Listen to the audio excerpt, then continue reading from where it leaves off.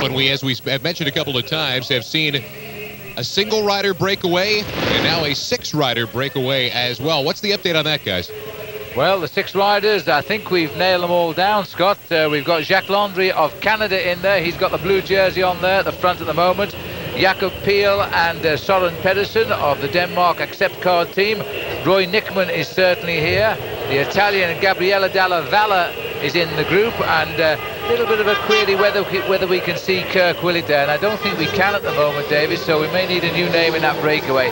But the 6 guys are working well together, and this is a strong group now as they start to go clear, because this is putting them in a strong position. They are now going out on lap number 5, which will take them to the 30 miles point here.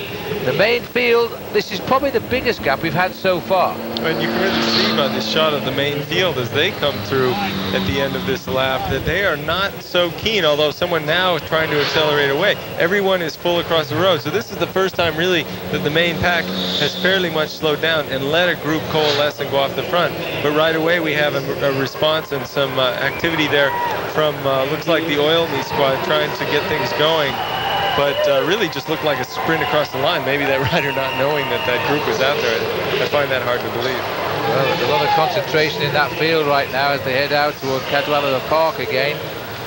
And it's looking to me as though this is beginning to look like the first serious attack we've got. The other missing rider in that breakaway, earlier I did say it was Kirk Willett. Well, it isn't. It's the rider from the Polish or the Czech ZVVZ team, and that is Artur Babetsev.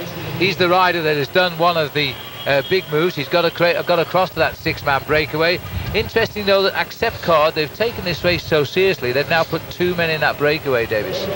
That's right. This race is a good race for them, Phil. You know, we talked about their background of being on the track, racing on the velodromes. Well, tracks are very, very flat. This race, this road race, fairly flat. They did have success last night in Wilmington. Kia won the race. He's the Danish road champion from 1996. Well, tonight, Accept Card is really going after it again. So we met, you and I were talking with their team boss just previous to the race, so they really felt keen and ready to go, But the guy I'm most interested in, Dave, is Roy Nickman. I know he's a friend and an ex-teammate of yours, but Roy, in a race I used to promote in Britain, we're going back a while now, probably 15, 16 years ago. Roy Nickman came up, he finished second in that race. It was a 15-day race. But recently he was on the coaching side with the USCF, and now he's back racing again. I thought he'd given up. I talked to him earlier on in the season, and he was out for 4 or 5 years, but he's not he's not really that old. He's just been around a long time. He's in his early 30s. Well, Roy told me, he said, you know, I really feel fresh. I feel the best I've felt in years. So maybe Roy, he had run his battery down over the years, and I think that he just needed to regenerate a little bit, but he's come back with enthusiasm. And as we see in so many sports these days, there isn't the age limit that there once was, and you really just have to have the ambition. Well, that's right. Cycling really has changed these last couple of years now. We no longer talk about, for example, amateur or professional riders. We call them all elite cyclists, and they're either racing on first division teams or second division teams. And the difference is the first division teams are the ones that get the rides in the big races like the Tour de France. And the one team in this race who is top of its class is the Mapei team. We haven't seen a single Mapei rider yet hit the front of this race. Well, you know, Mapei has been very quiet, but they also don't have the numbers that some of the other teams. When you look on the rosters, the start rosters, some of these teams have 9, 10 starters in this race. They have a full, complete set. Yeah. Well, Mapei's come with a little bit lighter squad. They're running several teams in Europe currently right now, but they do have, as you say, some of the best riders. Half their Tour de France squad is here.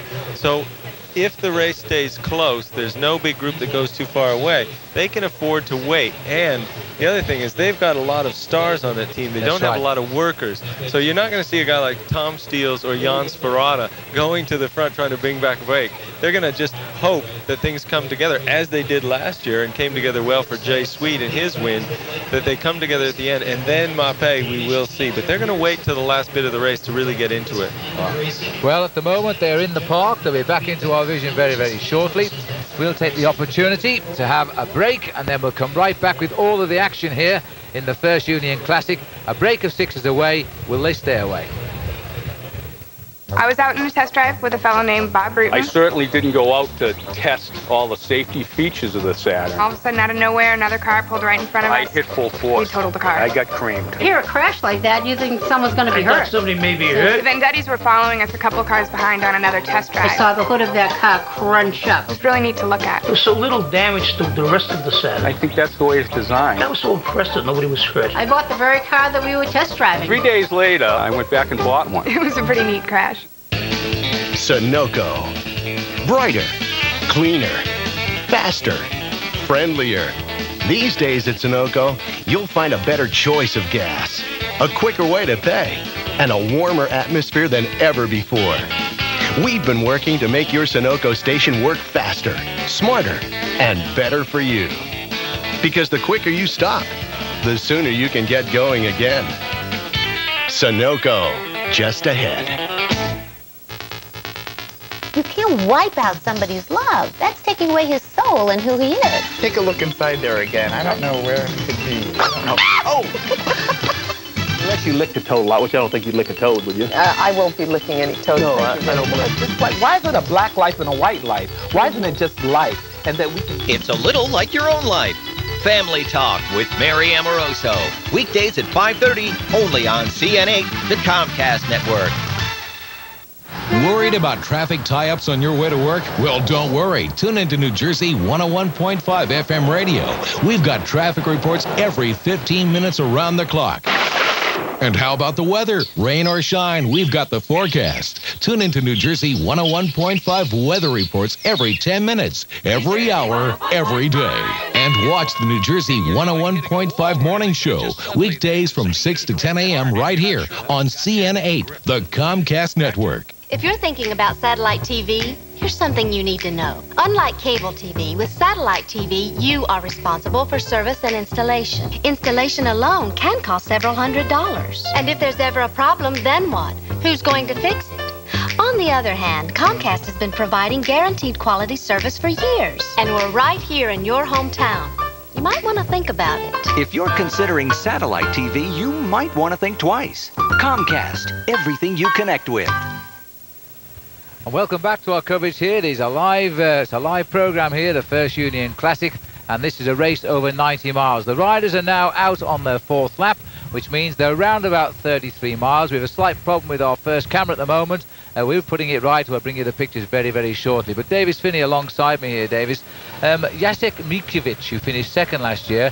A great name, I know, but he's such a fast sprinter. We haven't seen any of his team put in an attack yet.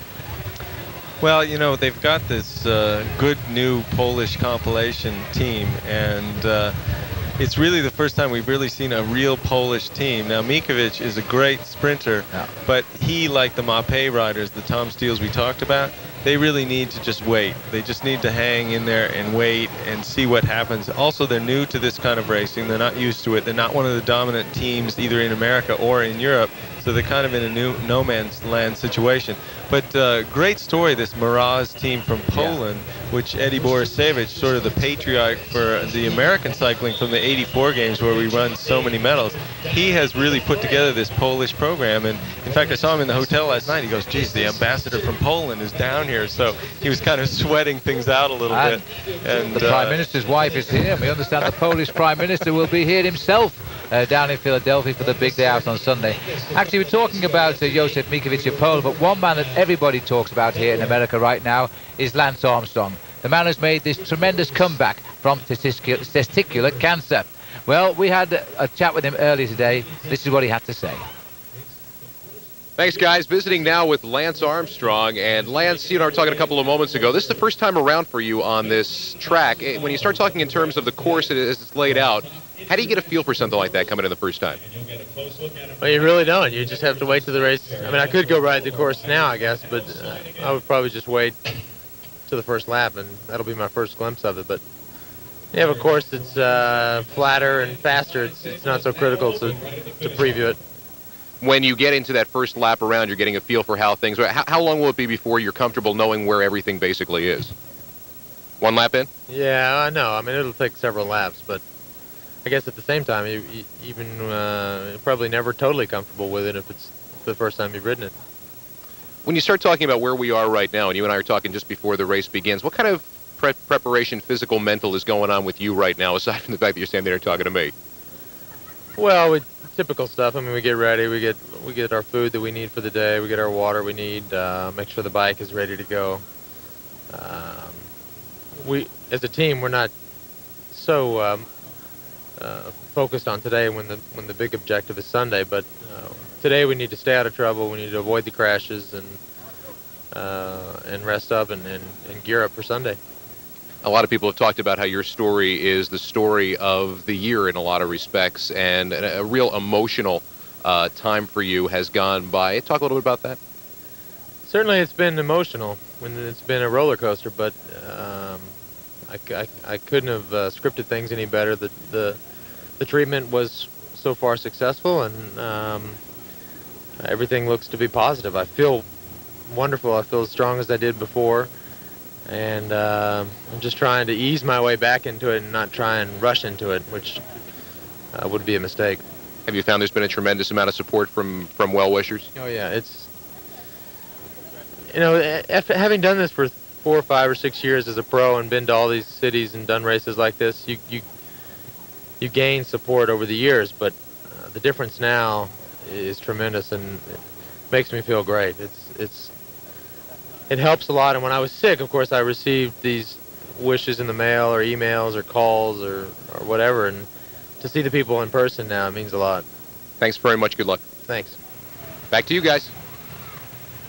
Thank you very much, Scott. I'll tell you, Lance Armstrong has got some talent as well, and he's already had a second place in the Festival of Cycling here, the Tour of American Series this week, which he had in Lancaster, and it wouldn't surprise me in the least if we don't see him trying for the big win down in the big US Pro Championship in Philadelphia on Sunday.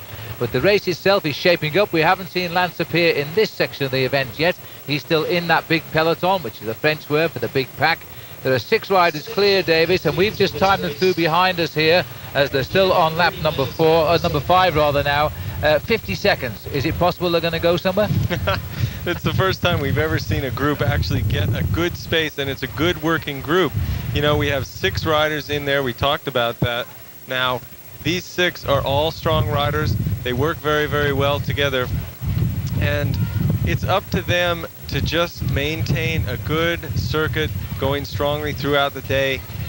Some of the teams that aren't in there, though, Phil, United States Postal Service. Too many. Certainly the Saturn team. You've got some strong names not there. And also, we talked about Roy Nickman being in there for Mercury. Well, Roy Nickman doesn't really want to be up there to work it to the end because he's got the best finishers on his team, being Julian Dean and Gord Fraser, and they're back in the back. They don't really want to have him up there to get 5th or 6th. Back home in Britain, which is where I normally am, Julian Dean is the man who's been popping up with some great victories here in the United States, not just this year, but last year as well.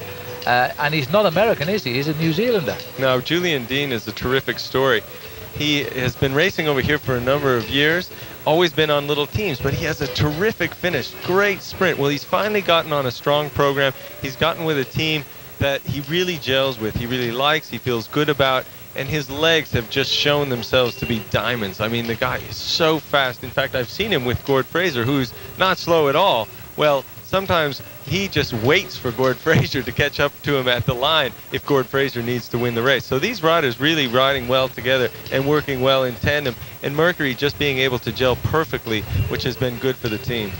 But for these guys to come from New Zealand and from Canada, we've got the Commonwealth Games this year, whereas you have the Pan American Games. So it's very important for people like Gordon Fraser now to show the Canadians what he can do, because now he's a sort of old professional. There's a lot of young amateurs here, although we all call them elite cyclists now in this race. They're not just on rival teams here, they're fighting for selection for a big games. That's right, that's right. And Gord Fraser is a good story, because I remember Gord Fraser when he was riding as an amateur, and I was riding with Coors Light, and when we used to scrap at the Tour du Pont, well, I'll tell you what, that guy used to give me such a hard time in sprints, and here I am in the Sprint Leaders jersey winning stages. Well, he was just a young up-and-coming rider, and I would be going, what are you doing? He said, I'm just trying to fight you, man. And so he was always a scrapper. And, yeah, I tell you. But he has come a long ways. And Gord Fraser is just really a terrific rider and likely to be chosen to be on that team based on his success this year. And finally, we get back to picture here. We had lost our lead motorcycle, and now we're back. And that would be Roy Nickman right in the middle, getting passed up as they come through here at the finish line. This is Jakob Peel who's leading them out here, and he's going to be challenged too. And it looks like Gabriele Della Valle is going to try and take the prize. He may have snicked it on the line there, but they're taking out the Team Saturn, the Saturn Teamworks challenger here with points on the finishing laps, and that's what they're trying to build on here while they stay away. Now you see after the sprint, they're sitting up looking over the shoulders. Here's the main group coming through. Now that gap has come down. I had them timed at around 50 seconds last time. They're going out on the half-distance lap now. Distance covered at the moment, 37.5 miles. But they're heading up towards halfway. And I must say, Davis, these 6 laps have gone very, very quickly. And look who's on the front now. The Mappe boys have decided, and they've got the Belgian champion, Tom Steels, in second place there in that red jersey. They've decided enough is enough, and they're going to have to try and reel him back in. And they've got Bart Lazen, who is a terrific workhorse for Mappe, setting the pace on the front. That spells danger with a capital D for sure. Now, Mappe would love to win this race. It's a good race for them. It's a good precursor for the race Sunday. Of course, we talk about the importance of Sunday from the American perspective because it is the U.S. Professional Championships. But these riders that come over from Europe, they're really here to race the whole week, and they enjoy the racing, and each race is special to them, each race having its own separate prize list and its own importance. And in this race, historically, it's been outside of America, the riders who have been able to win it. And so it's been interesting for me to see that. And often it's the strong sprinting teams. And Mappe, now we talked about it, that we weren't going to see him till later. Well, obviously they felt that there's been some danger in this last move. You see, that's a reasonably strong breakaway. It's not the best of riders in the race, but when you've got somebody with the strength of riders like Roy Nickman who've gone clear, there are 2 riders on the same team as well, the Danish Accept Card team. And if they allow these guys to get clear, then it's usually as curtains, because all of a sudden you find you don't have too many friends back in that big field, because when you have a big reputation, then you know you're the men that have to do the work. Anyway, that's the situation now. We're on our half-distance lap already in this race. There are still 6 riders away, but their lead is coming down. We'll take a short break. What do you like best about the First Union Cycling Festival? How about when the leaders break away from the pack, or the challenge of the wall, the Manayunk Main Street Stroll, or the First Union Jam on the river? Or my personal favorite, the many visitors who come to Philadelphia to be part of the First Union Cycling Festival. Whatever your reason, start your summer with these world-class events. And thank you, First Union, for your continuing commitment to these races, our region, and to Philadelphia, the place that loves you back.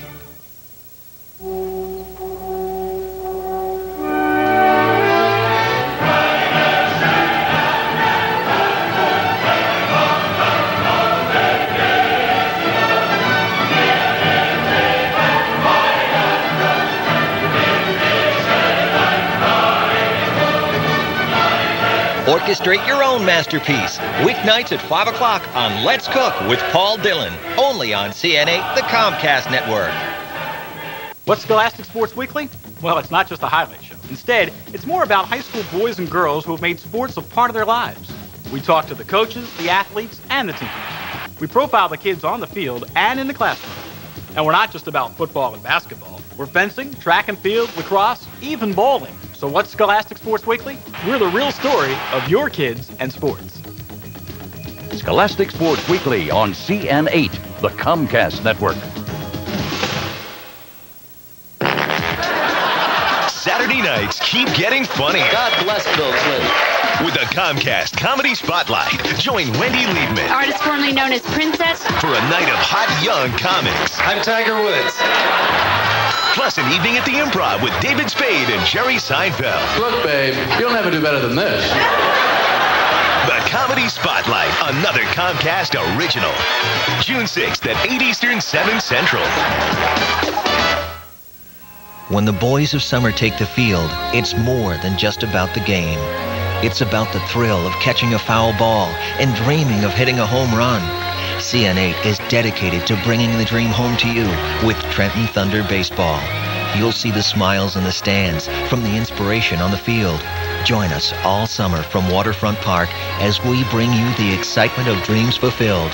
Trenton Thunder Baseball, exclusively on CN8, the Comcast network.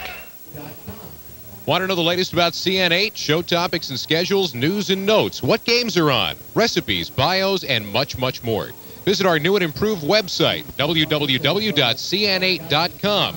That's www.cn8.com. Scott Graham along with Phil Liggett and Davis Finney. And gentlemen, the halfway lap going right now. That's absolutely right, Scott. We're back in the park again, and the riders really are making the most of this. We've got 6 of them clear, and I'll just give you the names once more. Jacques Landry of Canada. He's the rider nearest the camera here, just going through on the back. The rider coming onto the back of the line is Søren Pedersen of Denmark, riding for the Danish Accept professional team. He's got a teammate in this breakaway. That's Jakob Peel. He's the man that started it, really, Jakob.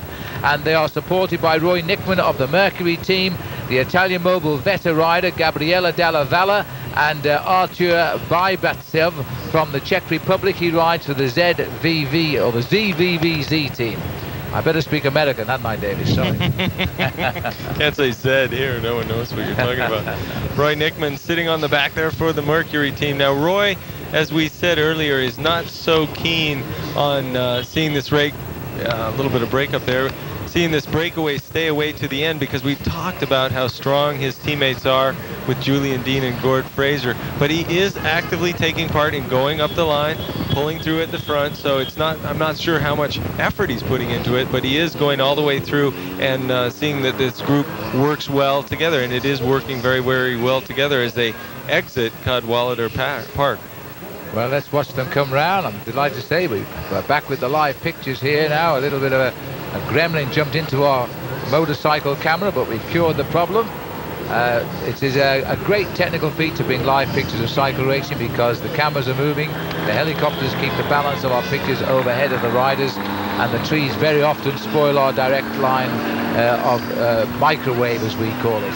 There's the main field coming through. A lot of urgency in that pack now, but the gap is holding at around about 45 seconds right now, and it's being left to the Mapei team to try and bring them back, which is an interesting tactic and a good one that could favor US Postal here, have some strong men, including Lance Armstrong, because they know the Mapei want to win this race tonight, and if they want to win, then they're going to have to put their riders on the front and make them chase it down. There's Roy Nickman on the front of the breakaway right now, and giving him a little hand at the front here is Jakob Peel of Denmark. In fact, it's not, it's our other rider in the race. It's Artur Bajbatsev of the ZVVZ team.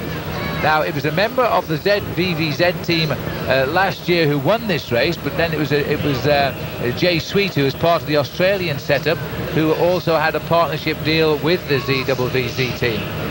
So maybe they're looking for the sort of double. Now you've confused me. I'm swimming over here. Took a bit of working out, that one, David. Jay Sweet, by the way, who isn't here to defend his title. He's the rider that won last year.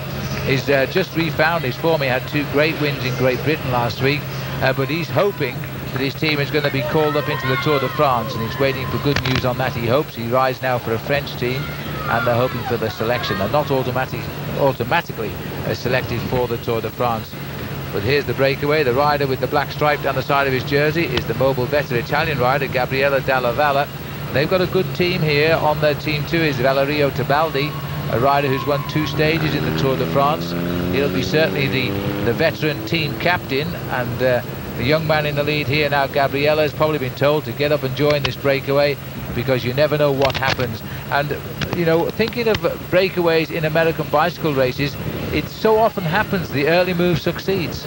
Well, it certainly is looking fairly, well, you got to say this looks good, but it doesn't look great. They don't have a huge amount of space. But I think the reason why, to take up your point, Phil, that the early move does work in American bike races, in the past, you just didn't have that many dominant, strong teams able to bring these moves back. Right. But in this race tonight, we talked about it earlier, that this is one of the best fields that's ever been here on the streets of Trenton, and a lot of that strength and a lot of that power is not in this front group.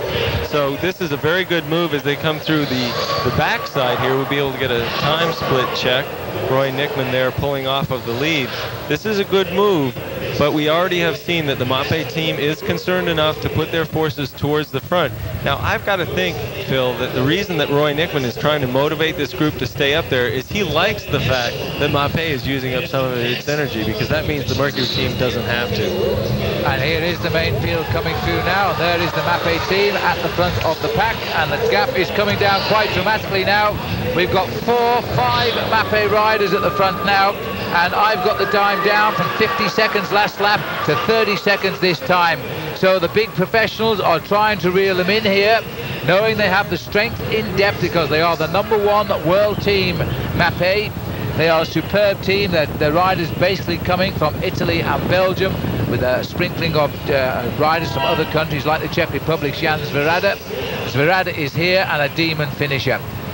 So a very good breakaway. Now, if they could just stay out of sight round these back streets, though, that's when they could nudge it away again. You know, it is a good move for one man, especially Gabriele Della Valle, who has been winning consistently the sprints across the line. Every time as they come through, that's the Saturn Teamwork Challenge, and all of those points add up to a prize at the end of the day. So there is benefit in this move for him, and his boss, Franco Chioccioli, a former Tour of Italy winner, will be happy about getting something out of the day if they get nothing else. All right, Davis. Well, we are now approaching the 40-mile point of a 90-mile road race. 6 riders up front. They feel far from safe. We'll take a break. America's best bike races may have a new name, but the excitement remains the same. The First Union U.S. Pro Championship and First Union Liberty Classic, they're both part of the First Union Cycling Festival. More than a bike race, there's something for everyone. We hope you enjoy all the festival events, and we especially look forward to seeing you on Sunday, June 7th, for the First Union U.S. Pro Championship and the First Union Liberty Classic. CN8 is now your national Cable Ace award-winning network. Cable Ace goes to CN8 Election 97. We were honored with this prestigious award for our political coverage of Election Night 97. Our recognition was made possible by the hard work of our producers, technicians, camera people, and everyone involved with making this event an award-winning program. And to our viewers, we thank you for watching CN8, the Comcast network. Worried about traffic tie-ups on your way to work? Well, don't worry. Tune into New Jersey 101.5 FM radio. We've got traffic reports every 15 minutes around the clock. And how about the weather? Rain or shine, we've got the forecast. Tune into New Jersey 101.5 weather reports every 10 minutes, every hour, every day. And watch the New Jersey 101.5 morning show, weekdays from 6 to 10 a.m. right here on CN8, the Comcast network. People at the top are helped by high immigration. The people at the bottom are hurt. I do not support the president and what he said on partial birth abortion, and I urge you. But teaching religion, that is clearly forbidden by the Constitution. I am a citizen, you're a citizen. The damn president's a citizen. Your world, your voice. It's Your Call with Lynn Doyle, brought to you by Core States Bank. Weekdays at 6:30, only on CN8, the Comcast network.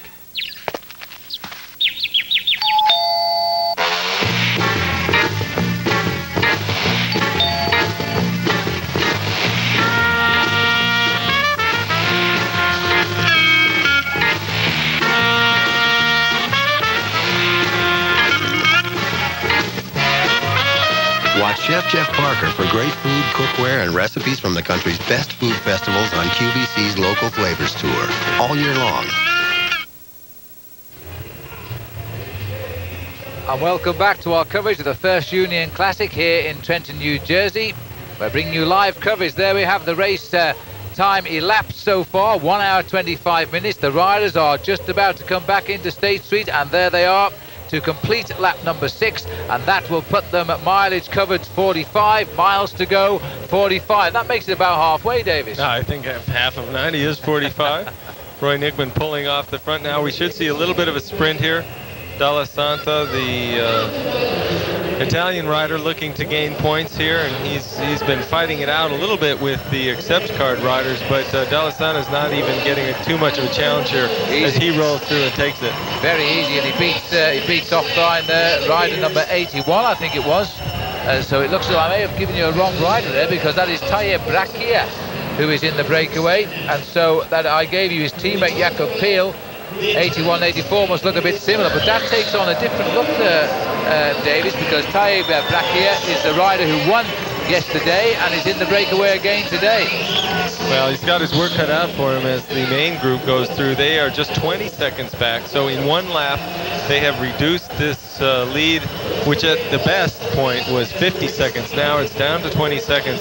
So progressively the Mapei squad has put their forces to the front and really accelerated things in this long group. You can see still how many racers are in this race. 45 miles coverage at 125. It's not excessively fast, but it's a good pace. The record, I think, last year done in 2 hours 45 for this race so far. So I'm not sure about the mileage here. I mean, really, normally you wouldn't go 90 miles in 2 hours and 45 minutes, but you know, maybe these guys are turbo boosted. Well, it is a flat course, don't forget, and the wind is largely helpful today, although they have a headwind approach up State Street into the finish, which is a wise thing for the sprinters to note, and I'm sure they will have done. If you make an early run at the line, although it's a long road down State Street, if you make an early run, then you're not going to make it to the line before the pack will come out of your draft and take the race away from you. But it's a true fact, isn't it, Davis, that riding behind another rider, you can save up to 30% of the effort.